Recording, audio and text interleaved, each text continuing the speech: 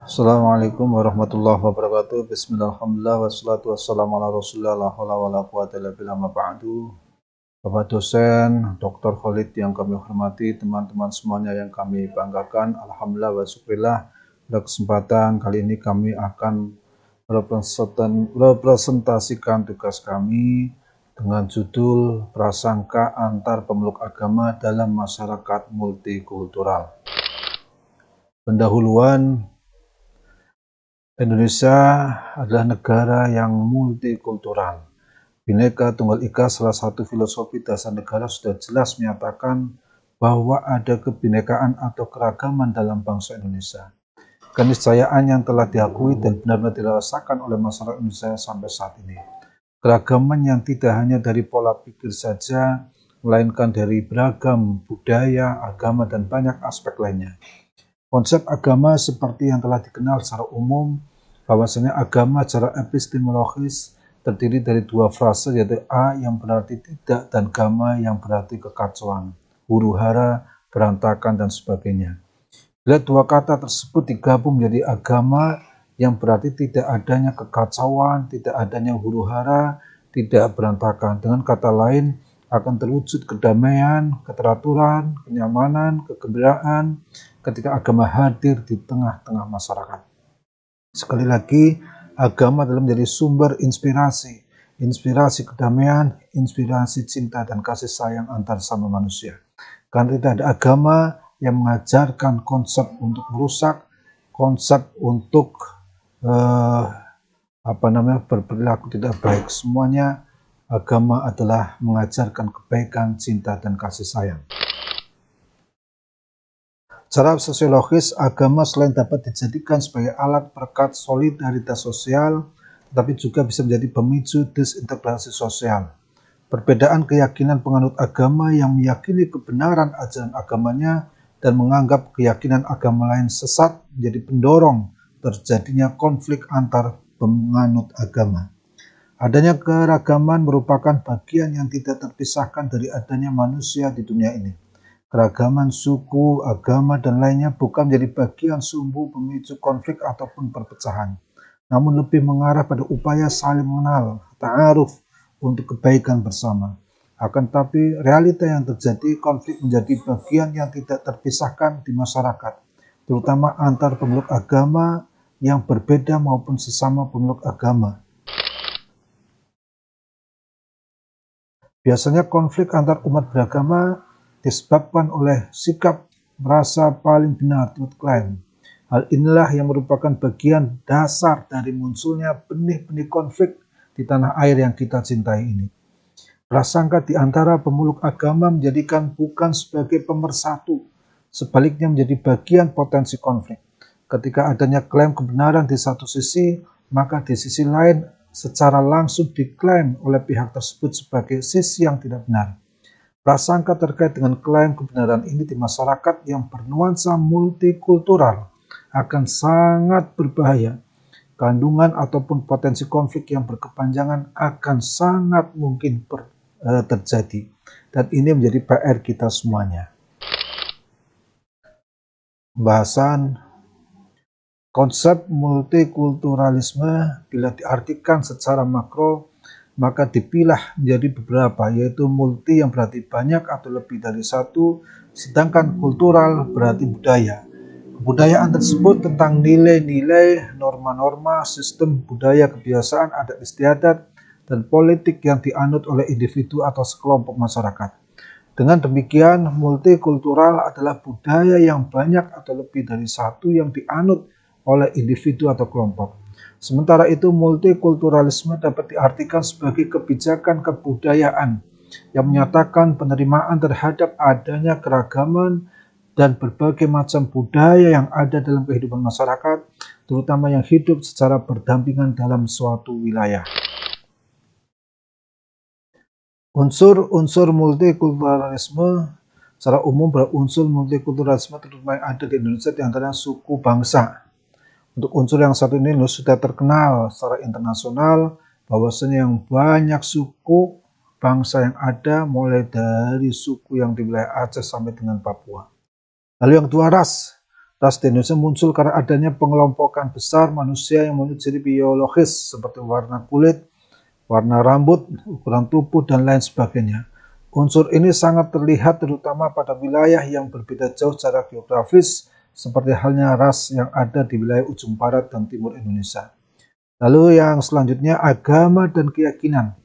Agama dan keyakinan di Indonesia cukup beraneka ragam, terutama sekali unsur keyakinan yang mempunyai ciri khas pembeda antar wilayah, terutama keyakinan masyarakat di wilayah pedalaman di Provinsi Indonesia.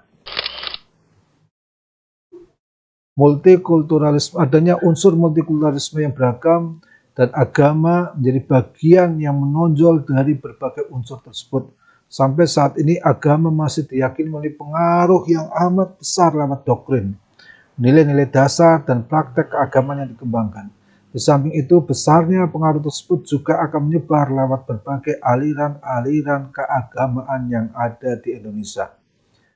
Beberapa hal yang terkandung dalam agama dan dikenal secara umum yaitu keyakinan atau dalam Islam dikenal sebagai akidah. Ada peribadatan atau lebih dikenal sebagai ritual atau dalam Islam dikenal sebagai ibadah.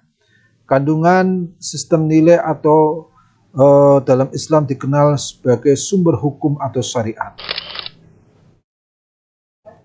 Sebenarnya konsep multikulturalisme yang menjadi acuan bahwasanya ragam budaya ini harus dipandang sebagai relasi yang memperkuat satu sama lain, atau setidaknya tidak untuk saling menegaskan guna menjamin terwujudnya kenyamanan dalam kehidupan di tengah masyarakat.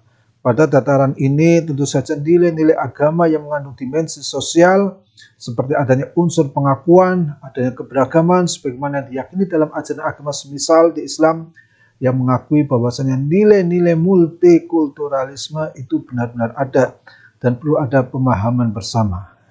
Ini disebutkan juga dalam Al-Quran surat Al-Hujurat ayat 13.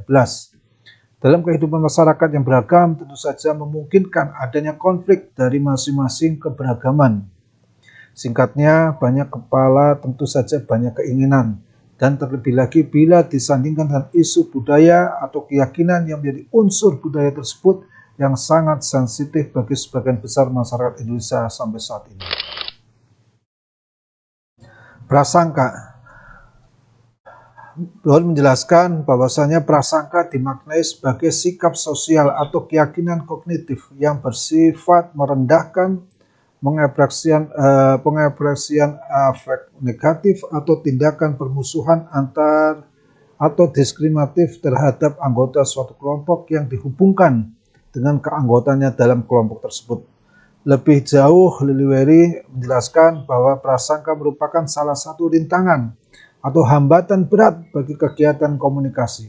Karena orang yang berprasangka belum apa-apa sudah bersikap curiga dan menentang komunikator yang melancarkan komunikasi. Ada beberapa target prasangka sebenarnya disampaikan oleh Susetyo, yaitu ras dan etnis, lalu jenis kelamin dan agama. Agama sebenarnya dijelaskan di atas menjadi bagian target prasangka. Tentunya hal ini berhubungan dengan konflik yang akan menyertainya. Berkaitan dengan konflik tersebut, Liliweri 2005 menjelaskan bahwa salah satu pemicu terjadinya konflik antar dan internal umat beragama adalah karena umat beragama atau kelompok agama tertentu tidak dapat memahami secara benar tentang umat agama atau kelompok agama yang lain yang memiliki latar belakang ideologi yang berbeda. Yang hal itu mempengaruhi cara berpikir, bersikap, dan bertindak yang berbeda pula dengan dirinya.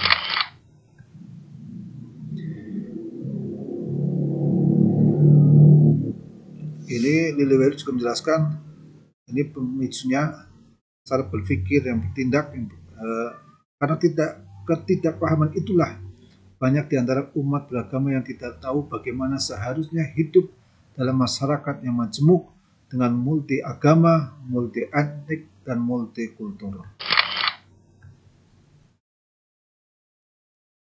Ini prasangka dalam agama.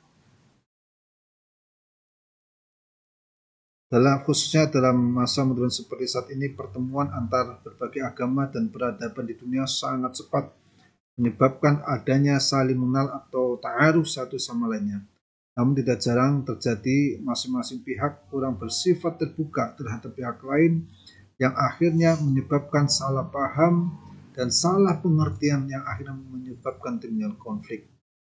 Jika suatu agama berhadapan dengan agama lain, maka masalah yang sering muncul adalah perang klaim keyakinan dari peluk agama tertentu yang menyatakan bahwa agamanya adalah satu-satunya agama yang paling benar.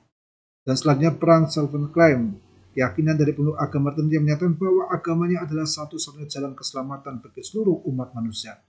Kondisi yang demikian lambat laun akan menjadikan konflik yang bersifat fisik dan berkelanjutan di masyarakat.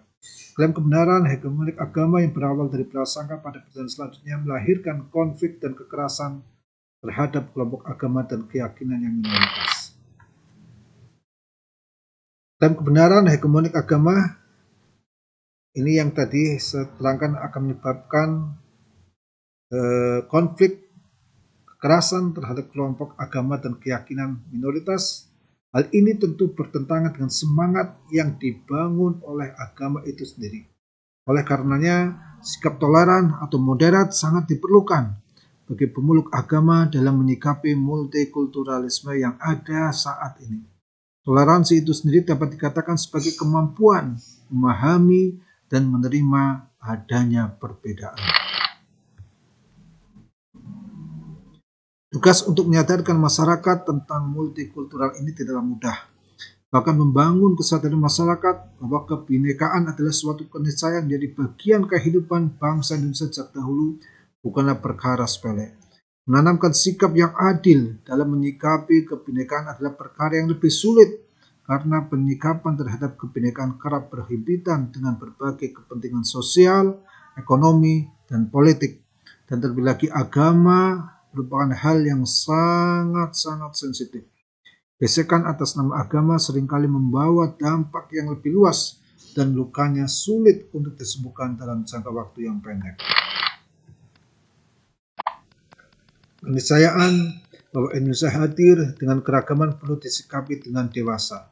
Artinya sikap untuk melihat sisi positif dari keberagaman tersebut diharapkan lebih ditonjolkan dibandingkan sisi negatifnya. Kondisi lingkungan masyarakat yang nyaman, damai, dan memiliki toleransi yang tinggi merupakan dambaan banyak orang.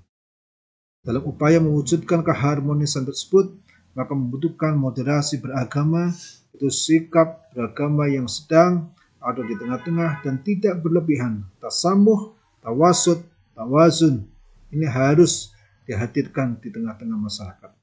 Artinya prasangka yang bernuansa agama diharapkan mampu dieliminir dengan sikap moderasi beragama. Prasangka yang melebar jadi klaim kebenaran sepihak akan sangat rentan bagi lahirnya konflik keagamaan yang berkepanjangan. Oleh karena itu, sikap moderasi beragama harus selalu ditanamkan, dimulai para tokoh agama, lalu disampaikan pada umat beragama, agar ketika kita hidup di tengah-tengah masyarakat yang multikultural, kita bisa saling menghargai, bisa saling menghormati, bisa saling menerima perbedaan. Dan ada sesanti yang harus kita cermati bersama, yaitu beda ning rukun. Kita harus menjaga NKRI, salah satunya dengan moderasi beragama. Saya kira dari saya cukup sekian. Kurang lebihnya mohon maaf, mohon nanti masukan dari Bapak dosen, dari teman-teman semuanya, agar makalah saya ini bisa nantinya lebih baik lagi. Terima kasih. Wallahu minkum, wallahu muwaffiq ila aqwamit thoriq. Wassalamualaikum warahmatullahi wabarakatuh.